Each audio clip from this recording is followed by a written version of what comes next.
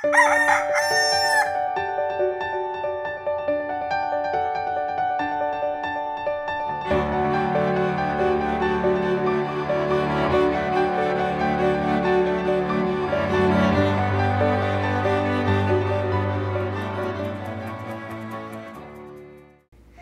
umaga mga kapamilya.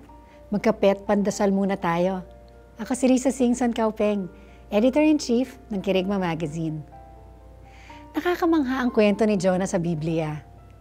Tumatakas siya sa tawag ng Panginoon dahil alam niyang mahabagin ang Diyos at malamang hindi niya itutuloy ang kanyang tangkang wasakin ang Ninive. Habang lahat tayo ay nagdadasal na magtagumpay sa lahat ng ating gawain, si Jonah lang siguro ang tanging tao sa balat ng lupa na nabigo dahil nagtagumpay siya sa kanyang misyon. At siya rin siguro ang tanging propetang nagtampo sa Diyos dahil sa habag at pagpapatawad na kanyang pinakita sa maraming tao. Pero may malakas na mensaheng napapaloob sa kwento ni Jonah. Kahit na siya ay tumatakas sa Diyos at sa kanyang tawag, hindi pinansin ng Panginoon ang kahinaan niya. Ginamit pa rin siya ng Panginoon sa kanyang misyon.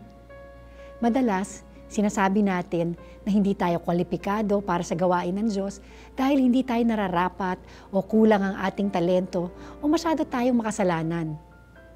Kapamilya, hindi sumusuko ang Diyos sa atin. Kaya niyang gamitin pati ang basag na palayok. Sabi nga sa Biblia, lalong nahahayag ang kanyang kapangyarihan kung tayo ay mahina. Tayo magdasal? Panginoon, salamat sa grasya mong mas makapangyarihan sa aking mga kahinaan. Amen.